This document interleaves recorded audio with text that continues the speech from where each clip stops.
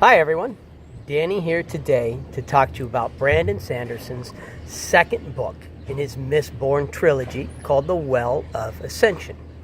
Now if you haven't listened to the first book, you may want to go back and listen to that before listening to this review. I'm going to do my best to avoid any spoilers about book 2, but I'm not going to worry about any spoilers about book 1. I'm going to assume that you've already listened to book 1. That being said, book 1 ends. Kelsier is dead.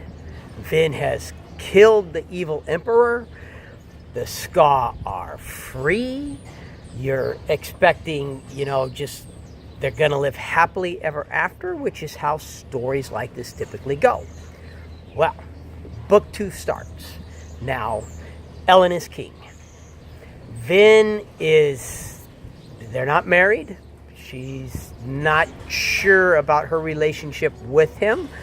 As the book progresses, you get to see them struggle with that. There are parts in the book where you honestly think there's just no hope for the relationship. Their relationship definitely plays a part in the book, but the bigger part of the book is all of the political drama and the political intrigue that comes from Ellen trying to set up this utopian government. He has all these high, lofty ideals. He's king, but he doesn't want to be like the evil emperor. So he sets up this government and he puts it in place so that the people rule.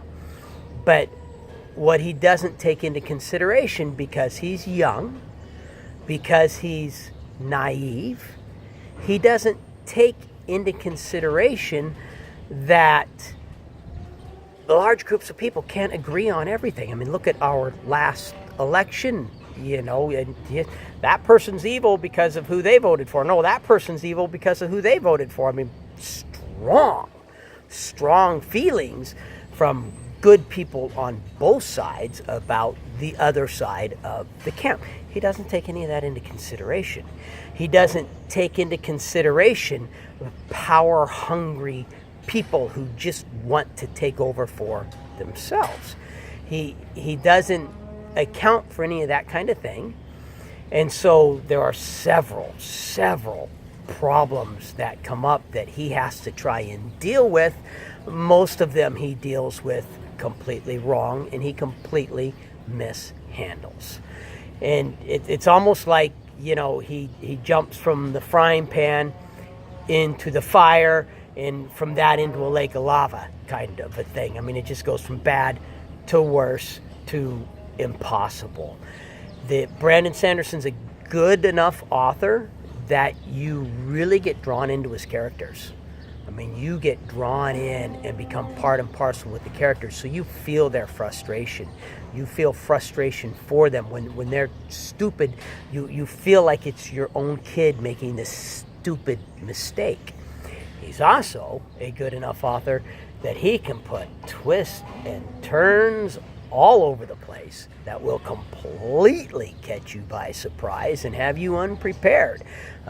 As an example, and I hope this doesn't count as a spoiler, but at one point they believe there's a spy in their midst. And so Vin goes looking for the spy, and everyone goes looking for the spy towards the end of the book.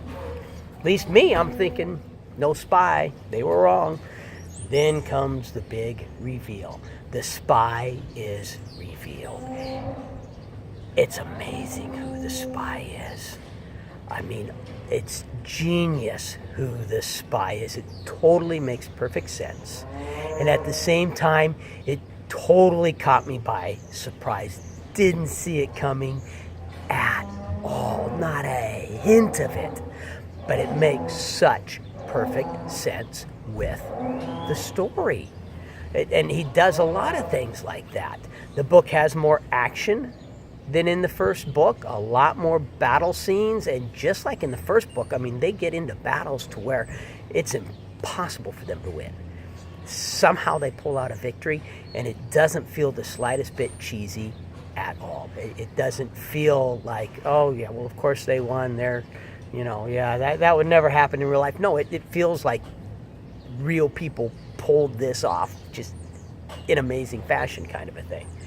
It's better than the first book. definitely, if you like the first book, you're going to love this book. Same narrator, so there's continuance there. Highly recommend the book. If you have any feedback, please send it my way. If you like my channel, please subscribe. Most of all, have yourself a wonderful day.